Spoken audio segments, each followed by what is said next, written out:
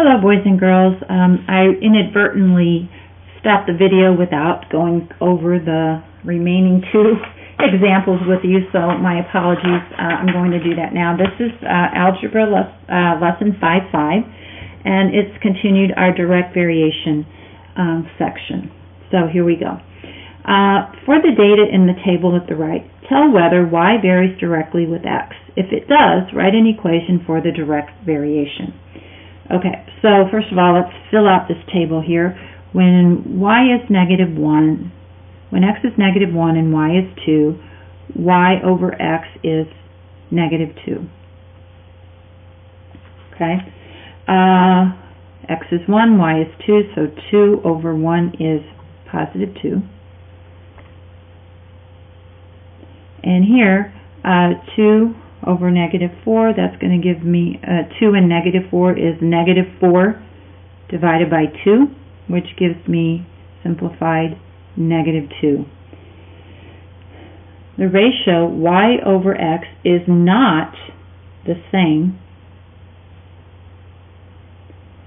for each pair of data. So y does not vary directly with x. So this would be an example of data that does not vary directly with each other. Okay. And it's that simple, simplifying and determining what that's going to be. Okay.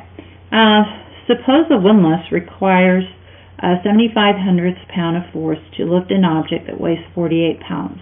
How much force would you need to lift 210 pounds? So basically what we know here is that the force of 7/500 of a pound lifts 48 pounds. We want to know the force of n pounds lifts up 210 pounds. So n is the force we need to lift the 210 pounds. And we can do this with a proportion.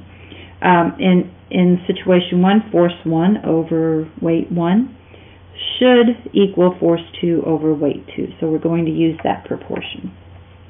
So force 1 is 7/500, weight 1 is 48. Force 2 is what I'm searching for. The weight, though, is, weight sub 2 is 210. Okay, so again, we're substituting in 0.75 for force sub 1, 48 for force sub 2, and 210 for force, 48 for weight sub 1 and 210 for weight sub 2.